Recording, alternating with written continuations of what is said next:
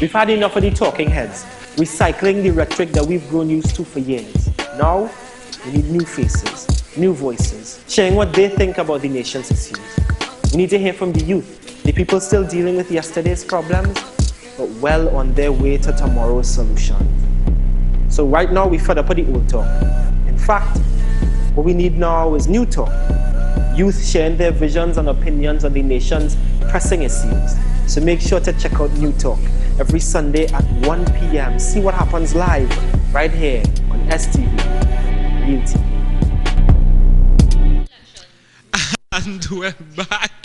And we're back on New Talk, the opposite of Old Talk here on Synergy TV. As you can tell, we're still really active during the break. I want to ask all of you all a question, because we've spoken a lot again about corporal punishment at home, not so much at school. There are a lot of folks who say we need corporal punishment back in schools. Teachers don't have tools. We don't know how to discipline a bunch of children who come wayward from their house. And then next to that is, we need it, but how we go let every single teacher put their hands on a child? Some of these folks, crazy. Yeah, some of these folks are crazy. Some of them are angry. Some of them only have a teaching work because they couldn't get the work that they wanted. How are we going to let all of those folks across the board discipline children? So over the break we said no corporal punishment in schools.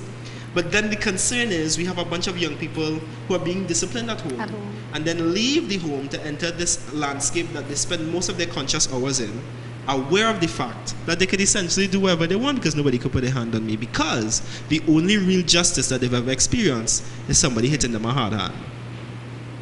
So then what happens in school? There are other things. Detention. Oh, so there are other things. There are other things. There are, we established there are other things though. It's the way a child would respond to the other thing. Right. We know there are other options. But with one child would need a lash and the other child would prefer to pick up garbage and behave themselves. Let them pick up garbage around the school. Without detention, let them go and put their hands up in the air, kneel down in a corner or something.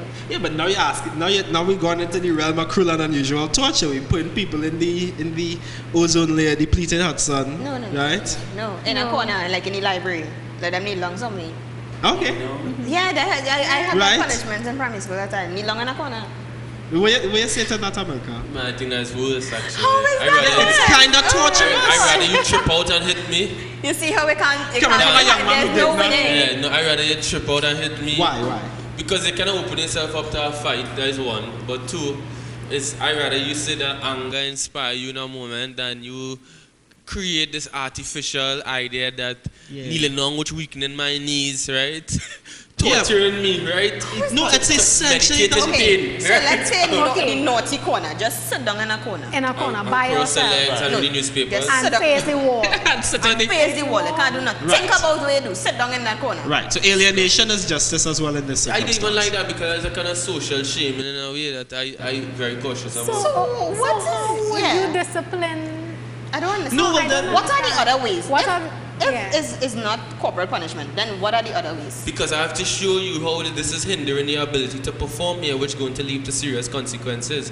Sometimes, and truth be told, right, a CXC, for example, it's only until you go through the entire examination process you become aware that my performance here, like I really lost 2 years of my life. Yeah, like I really lost. Some people catch the boat, some people did not, right? Yeah. So you have the choice to repeat it, you have the choice to go my lad, my part, whatever it is, or Civilian Conservation Corps, right? And you'll get some form of discipline. I'm trying to say that people, you could, no matter how much you want, part of leadership is also guiding people to show them where that well is, and they will drink it.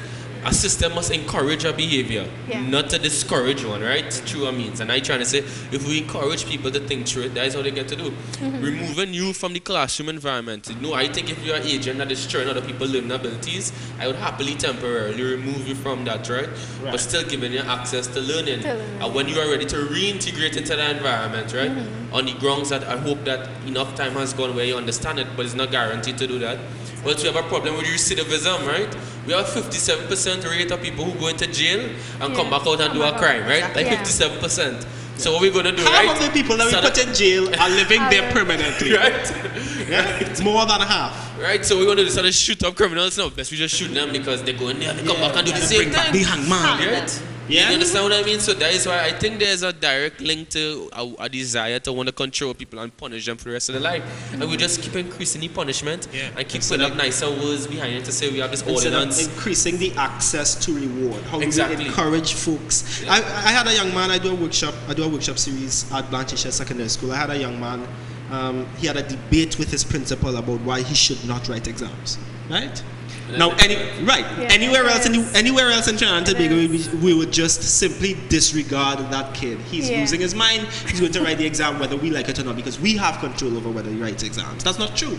He has to discover for himself whether or not they have any sort of actual benefits to being in this room and gathering the education and putting it to use and hopefully passing this exam and seeing how that takes him further on in his life. He has to discover that, and he can only discover that when we play out the circumstances. What happens if you leave school? What are you going to do? If you've decided that you're going to do this, how are you going to do it? How are you going to make sure that that's successful for you? Because some folks as well don't learn in the ways that schools encourage us to learn, and I suppose that's connected to everyone's point. Is that everyone learns and receives justice differently.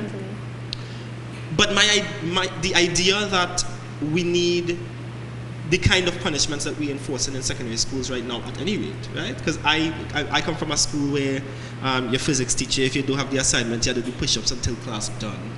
Yeah? You have to do push-ups for 40 minutes straight.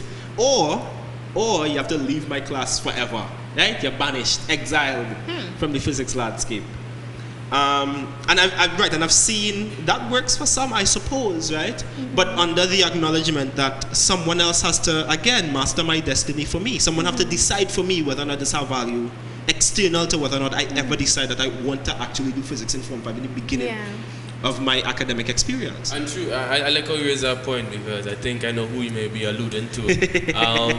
No, actually the push-ups thing was kind of funny, just observing it, right? Right. A lot of young boys who end up doing it enjoy the exercise of doing the push-ups. And right? it's for the smallies after school. This test that they break away from class and all they forced it, but some people actually resisted that punishment, and the teacher must give the luxury to that, or the ability or the availability of that person not being able to do push-ups, because there's no rule that tells somebody they have to do push-ups if they underperform in the classroom. You don't do a physical fitness exactly right, and that means now if you don't do my push-ups or whatever, you have to go through the process where I'll have to just write your knees weak, principal. You have a bone deficiency, but if I put you to kneel down, then what happens? Exactly. So I think the push-ups was made in a kind of jest, right? In a way, everybody work yourself on. This is punishment, or run laps, right? But that is much different from licks, right? So in my school, what they started to do was, on the late half, a disciplinary form. You go and you fill out this form, what you did wrong, how to resolve what you did, go and apologize to whoever it is. That's excellent. That's not bad, actually. That's what they started to do. Until everybody was like making copies of the form and was filling it, and they didn't care anymore. They started to fill out the form happily. I just had to go and fill out a disciplinary form, and I said, that's my point. Some respond now. I got one, I got maybe two, and it used to go on a record. Right. I was worried about that. I didn't want things. I used to study recommendation. That's me. Not every student is like that. Think like that. They don't care if it's a 10 on the record. That's not a business. Secondary school, that is it. Once again, I go to the fact that it wouldn't work for everybody. It worked for me. Right. Okay. I let me tell you why I like this. I think the only issue that we have in here is an issue of protocol. What are the real repercussions of filling out this form? For instance, there are a lot of things that we do in school other than learn. We just host and go to class party and fet and disco and who go in bazaar thing. If you have 2 discivlinary forms on the inside, you can't go no disco, you can't come no bazaar, that's outside for you. Right? Again, we have every single person have to get a recommendation, right? But a lot of people just create personal relationships with their teachers in order to get those recommendations. If they have a disciplinary form system, you can't do that. We have to refer to your record. If your record have this, this, and this, your record have to say this, this, and this, right? Because our only experience of you as an educator is what you did in school, and this is what you do in school. It's on the record. These are your grades, and this is how you respond to authority. This is how you respond to rules, and this is how you make decisions. That have to go on your recommendation. It has to go in a sealed envelope that gets mailed to your future employer. right? These systems can So work very enforce it. efficiently. It's just a But matter it's of not being enforcing it and how you enforced. enforce it. Agreed. Yeah? Agreed. I think that is excellent, actually. I didn't even know that exists. So I'm Well, happy but to I hear don't that. know if I never heard of it. I went to St. Joseph College, and I never heard of it until we started. That was the first time around Form 4, maybe Form 3, they started detention. We did the detention thing for a while, and then the disciplinary form, and, well, as I said, it worked for me and maybe others, and I think it's continuing till now, yeah. And I think it's a good thing, as you Yeah. said, it just And- needs to be enforced. But one of the things, if I may, Brendon, is Because also we're that about to close. I'm getting ready to wrap up, is that discipline also is not just an issue of that. It's a lot of interventions made, one around mediation. Sometimes you need to meet the school guidance counselor. That person might have been acting up on a certain Yeah. stimuli that didn't like that. How it is, I remember we used to say, sir, he disrespect me, right? And that is just, that is a reason to fight, right? He disrespect me. And I remember one teacher had to raise it to me like, yeah, the world owe you respect, and that teach me that something for the rest of my life. Nobody owed me respect through the rest of my life. You'll fight every time somebody step on your shoe, bounce in a party, Yeah. or whatever it is. People don't owe you respect, and it's just a way to think about things in the world. And I think you need to have that conversation. We all boil up to that conversation. Nobody fool you. Conversation is key to every relationship. Jamie, what do you think?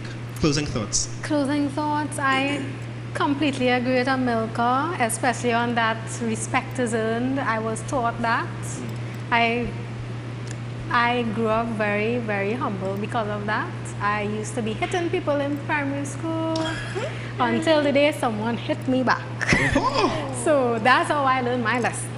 So I mean, I agree with corporal punishment. Still, I agree with corporal punishment to an extent. You have a certain time period to mold your child to the best of your ability. Until then, it's get your ass. 'Cause thinking for themselves, they make their own decisions, and you can't do anything about that. Okay, So, cool. Really quickly, Leah. I agree. 110%. I agree with it to an extent. As she said, a certain age, and we work with that and have more conversations about it and Yeah. see if in time we could progress to other things. All right. And it turns out that I disagree, so it's 2-2 on this table. But it's all up to you to make your own decisions watching on. Corporal punishment, just like everything else in Trinidad and Tobago, there's a lot to discuss, and we need to discuss it together and listen to the youth. You've been watching New Talk. It's the opposite of Old Talk. I'm your host, Brendon O'Brien, and tune in to us next week Sunday at 1 p.m. Blessings, compassion, peace, and love, everybody.